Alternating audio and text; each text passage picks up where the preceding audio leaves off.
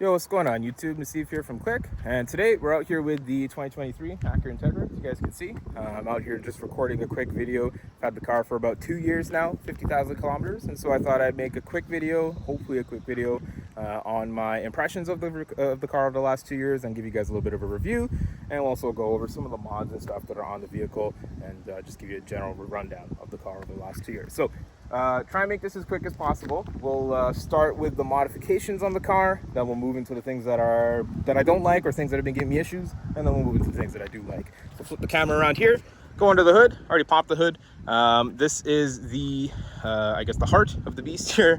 Civic 1.5 liter turbocharged 4-cylinder engine with an Acura logo slapped on it.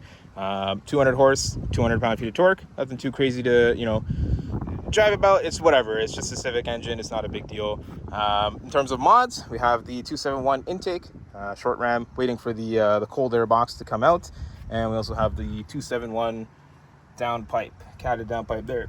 I'm not sure if you guys can see it, but it's there. We also got the 271 strut bar running across the car, and of course we do have the brake brace installed as well. Somewhere down here, I'm not going to go fishing for it.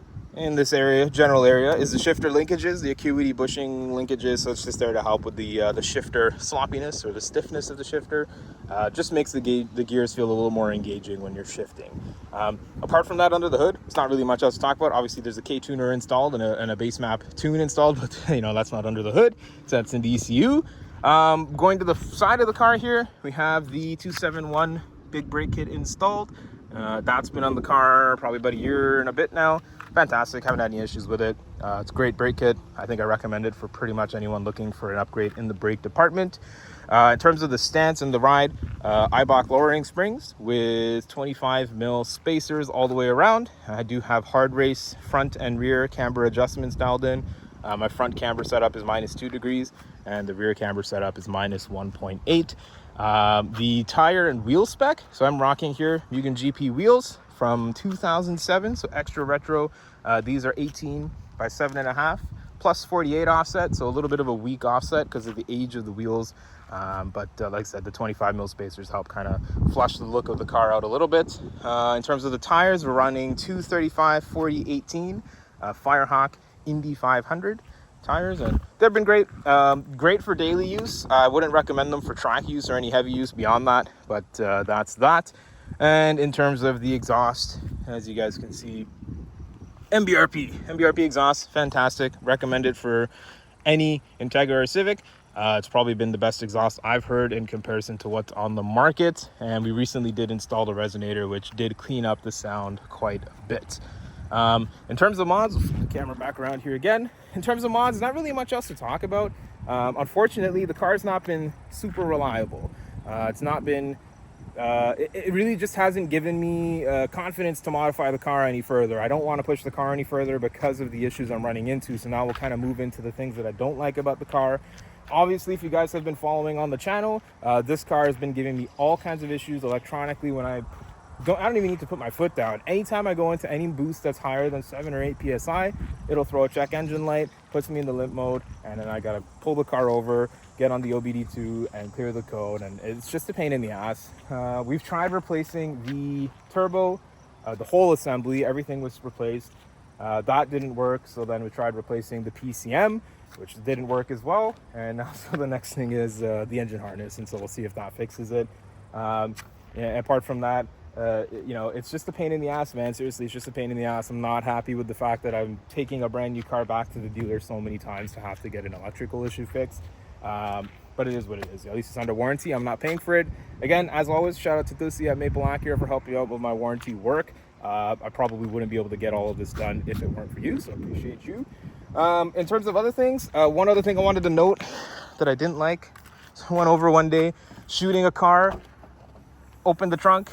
I'll show you here. So I pressed the popper to open the trunk and my finger went into the trunk. This button assembly just went straight inside the car. I couldn't help but laugh at the moment because it felt like I was fingering my car trying to find the button. So that's something to note as well. Just something stupid. It's not a huge deal, but again, it's just something dumb that should not be happening on a brand new car. General fit and finish inside is not the best. Interior shakes and rattles and stuff like that. It's put together like a Civic because it is a Civic, and so wasn't too happy with the interior quality either. And that's general fit and finish of the car. Panel gaps, just general. Again, panel gaps is a huge problem on these cars, even on the Type S. I know the hood's open, so you can't really see the panel gap there. I've got an issue with the door scratches here on the fender. So I don't know if you can see the damage that's on the door. Again, something small, but over time, I think that's going to turn probably into some level of rust damage. So again, it's a Civic at the end of the day, but it's a $50,000 Civic, and that's where Acura needs to step up their game and just make sure that this shit like this is not happening with the car. That's pretty much it for things I don't like. It's not really a lot of things, just a few things to talk about. Now we can move into the stuff that I do like about the car.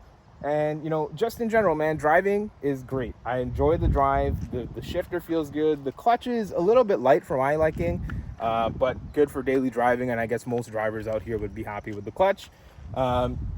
Just driving around in general, in traffic, spirited driving, everything seems to be pretty fun. It's a pretty fun car to own, pretty fun car to drive.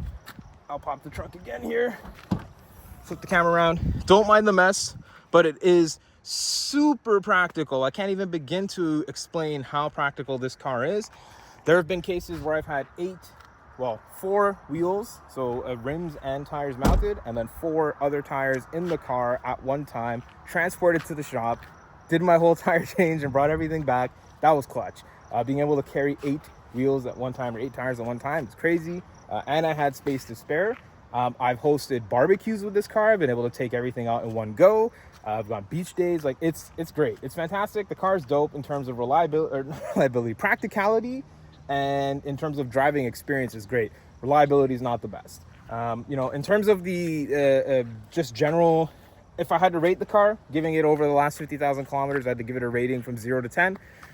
I don't know, man, given the issue. So the problem is with my issues is that these issues underneath the hood are not for every Integra. I actually run, shout out Club FKL, I do run a car club locally here, and we do have a ton of Acura Integra A-Specs. We have 11th gen Civic SIs, and we do have Integra Type S's, and, you know, a bunch of other Honda and Acura models, and none of them seem to be having the same issues as me. There's one friend of mine who's running into a similar issue with his Civic, but we haven't been able to determine that it's the same error or same issue yet. So, you know, just something to keep in mind, that my opinion and my review is for my specific car. It's not for the Integra in general. I've got like I said, a lot of friends drive the Integra. I've driven the CVT version. I've driven the A-Spec, you know, Type S. I've driven all of the different versions of the Integra, and it seems to be that it's just my car, which is a piece of shit. So unfortunately, I have to dock a few points off my, you know, 0 to 10 score. And if I had to rate the car on a scale of 0 to 1 to 10 for the last 50,000 kilometers, I'd probably be happy giving it something like a 7 out of 10. Maybe a 7.5. But given its current state with the electronic issue and the turbo issue, it's just not happening, man. It's not going to get up to 7.5. So I give it a nice solid 7 out of 10. You know, great car in terms of getting around town, getting me to A to B, practicality, comfort while driving. For the most part, it's a pretty comfortable ride. And you know, actually I should add one thing to the things that I don't like, and this is just for my back, because I'm an old fart and I'm also a little fat, and so I don't really fit in these seats too well. You guys can see the seats there. They look extra comfortable, but I do have to have one of those gel foam cushion things on the back there, or on the butt there, just so that it supports my back, because sitting in these seats for an extended period of time, I'd say anything longer than about an hour, you really I personally start to feel it in my lower back. And so they're not very comfortable seats. I would have actually preferred if Acura stuck some iteration of the SI seats in here, because I actually think the SI seats are quite a bit more comfortable than the A-Spec. But yeah, apart from that, like I said, man, 7 out of 10. The car is a good car. It's a little overpriced for what it is, especially given the quality issues. Once the issues are fixed, maybe then we'll revisit this video and we'll talk and we'll see sort of if I can give it another couple points. But at this point in time, 7 out of 10 is where the car is at. that's pretty much it, guys, for me.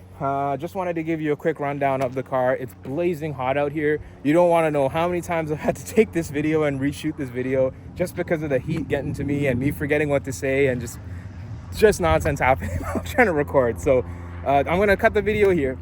Excuse me, I'm gonna cut the video here. Next time you see me, hopefully the engine harness is fixed, and we'll go from there. And if it is fixed, then we will do a re-review of this good old Acura Integra. So that's pretty much it, guys. Hope you guys enjoyed the video. Please, guys, if you have any questions, concerns, or anything like that about the car, if you have any issues, if you have anything that you want me to answer regarding your car, Civic, Integra, mod questions, you know, where I got stuff, anything like that, don't be shy. Feel free to drop a comment down below, and I will be more than happy to sort of answer your questions and help you out.